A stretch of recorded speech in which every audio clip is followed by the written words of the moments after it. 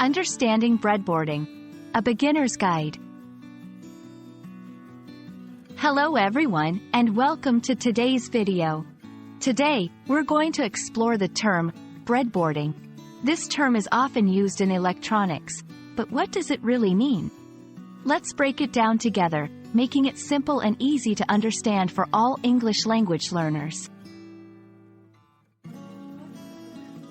Breadboarding is a method used in electronics to build and test circuits quickly before finalizing the design on a more permanent board. A breadboard is a rectangular plastic board with a bunch of tiny holes in it.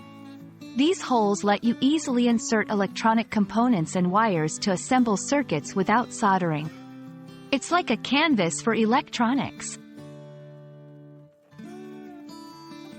The term breadboarding comes from the early days of electronics, when engineers would literally use wooden boards, like the ones used for slicing bread, to prototype their circuits. They would nail or screw the components onto these boards to test their ideas. Nowadays, we use modern plastic boards, but the name stuck.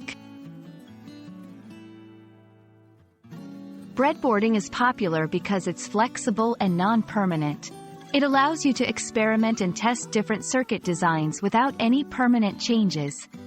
It's perfect for beginners, hobbyists, and even professionals when they want to quickly try out an idea. Using a breadboard involves inserting components like resistors, LEDs, and wires into the holes to create your circuit. The rows and columns of these holes are connected in a specific way, which you need to understand to effectively use a breadboard.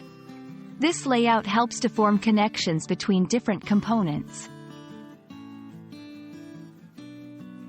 I hope this video helps you understand what breadboarding is and why it's so useful in electronics. It's a fantastic way to get hands-on experience with building circuits.